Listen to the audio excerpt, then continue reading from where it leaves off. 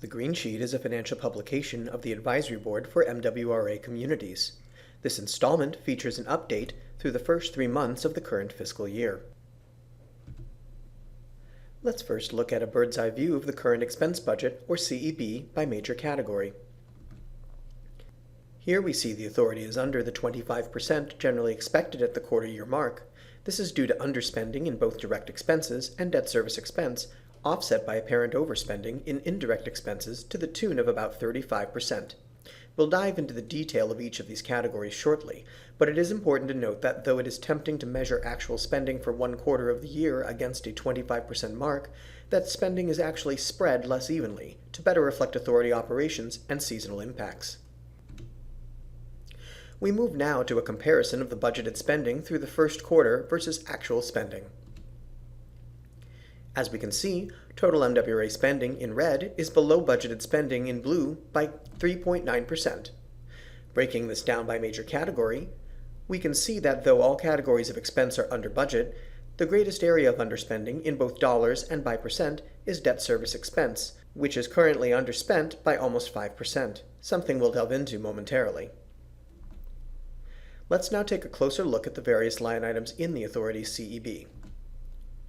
Looking at the Q1 expenses in pie chart form emphasizes how much of the authority's total expenses are due to capital financing, which makes up 60.5% of spending through September. The next largest category of spending is direct expenses. Taking a look at an over and under view of direct expenses, we can see that the largest variance is in wages and salaries, which is under budget by $603,000. Here we find a familiar story in recent years, where the authority has been experiencing an increase in retirements combined with the time delay expected when filling vacant positions, both internally and externally. Largely due to this, during the first quarter, the average number of filled positions was 23 below the full-time employee, or FTE, equivalents budgeted. Maintenance expense is the next largest variance, being lower than budgeted by $359,000 year-to-date. The services component of maintenance expense was underspent by $780,000, primarily due to schedule shifts for several projects planned for this year. This underspending is offset by maintenance materials, which were overspent by $421,000 due to the purchase of unbudgeted items, including the interior air monitoring system at Nut Island. Next, we have workers' compensation expense, which is under budget by $302,000. This underspending is largely the result of lump sum settlements in prior periods.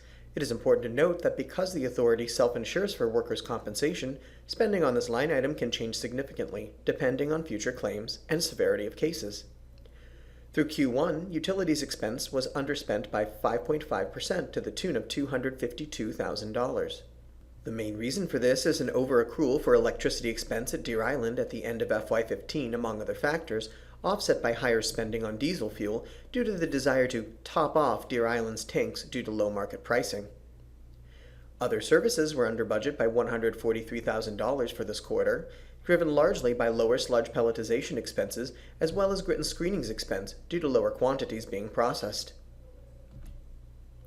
Looking now at indirect expenses through Q1, we see the largest component is the retirement or pension fund at $8.2 million. While this may seem unusually high this early in the fiscal year, this is because the authority deposits 100% of the annual required contribution in the first quarter of the fiscal year. We should note that in previous years' green sheets, it appeared that the pension was only partially deposited in the first quarter. The amount deposited was that year's annual required contribution, and the remaining amount was an optional payment to the pension.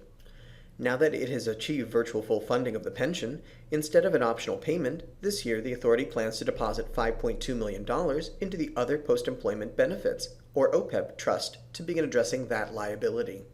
Consistent with the Advisory Board's recommendation from last year, this amount will not be deposited until the end of the fiscal year to allow maximum flexibility in case this $5.2 million may be needed for an alternative purpose. Indirect expenses are also impacted in the watershed reimbursement line item due to an FY15 accrual of $255,000.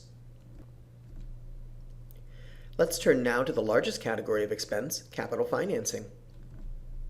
Here we see that every line item, with the exception of variable rate debt, is within a 2% variance of budgeted spending.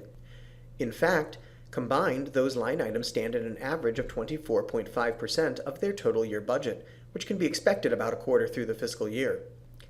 Variable rate debt continues to benefit from favorable interest rates, yielding an underspending variance of $3.8 million.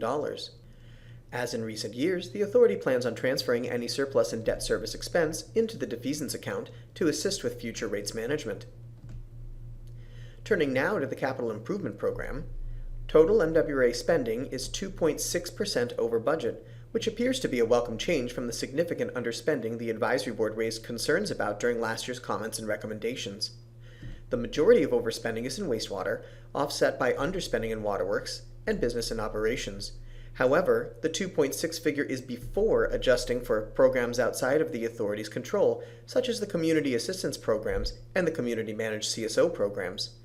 After adjusting for these, the authorities actually underspent by 25.5%, which continues to underscore the Advisory Board's concern about whether the authority is continuing capital investment at the appropriate level to avoid catastrophic failure in the future. In the wastewater program, the overspending has been driven by the Cambridge CSO work, especially Cambridge's use of MWRA water during this project. In waterworks, overspending is largely timing related for the Spot Pond project, watershed land acquisition, long-term redundancy, and the Metro West Tunnel. Business and operations, though far smaller, is underspent due to a delayed security equipment contract, as well as underspending on MIS initiatives and as-needed design services. The Advisory Board is encouraged by the steps the authority is currently taking to evaluate the underspending of recent years and to determine the best ways to either bring spending closer in line with the capital budget or to adjust future capital budgets down to a level that is both spendable and sufficient to safeguard the MWRA's capital infrastructure. This has been a brief overview of the MWRA's first quarter financials for FY16. For more editions of the Green Sheet, please visit our website or contact us directly if you have any questions.